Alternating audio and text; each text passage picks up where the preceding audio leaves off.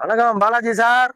AIADMK to AIADMK, AIADMK to DMK, DMK to AMMK, இப்ப AMMK to திமுக, அத்தனை கட்சிகளையும் வளப்படுத்தி இப்ப திமுகவை வசப்படுத்தி வைத்திருக்கும் முன்னாள் அமைச்சர் அண்ணன் செந்தில் பாலாஜி அவர்களுக்கு வணக்கம்.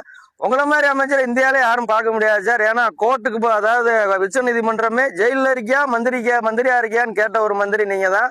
உங்களை அரெஸ்ட் பண்ணதுக்கு என்னமோ நீ தியாகி அரெஸ்ட் பண்ண மாதிரி இன்னைக்கு இருக்க முதலமைச்சரே பார்த்துக்கலாமா அப்படின்னு கேட்குற அளவுக்கு உங்களை தியாகி மாதிரி பில்டப் பண்ணதெல்லாம் பார்த்தேன். அது உங்க தம்பி 1.5 வருஷமா வெளியில ஆளை பார்க்க முடியாது, இன்னைக்கு என்னமோ கரூர்ல பிரச்சாரம் பண்ணிட்டு இருக்கதையும் பாக்குறேன். அவரு உங்க முதலமைச்சர் பில்டப் பண்ணதை வச்சு நீங்க என்னமோ பெரிய அரசியல்வாதி கரூர்ல நின்று ஜெயிச்சிருக்கீங்கன்னு பார்த்தா பயந்துகிட்டு கோயம்புத்தூர் போடி இருக்கீங்க சார். அங்கேயும் பார்த்தா பெரிய அரசியல்வாதி இவ்வளவு சிப்பா நடந்துக்கிறீங்க. 18 பேரை கரூர்ல இருந்து கூட்டி போய் உங்க தொகுதியில சுயேட்சை வேட்பாளர் நிப்பாட்டிங்க. ஒவ்வொரு பூத்திலும் 18 பேரா சார் உங்களுக்கு வேணும்? ஐயோ, அப்பதான் ஜெயிக்க முடியுமா?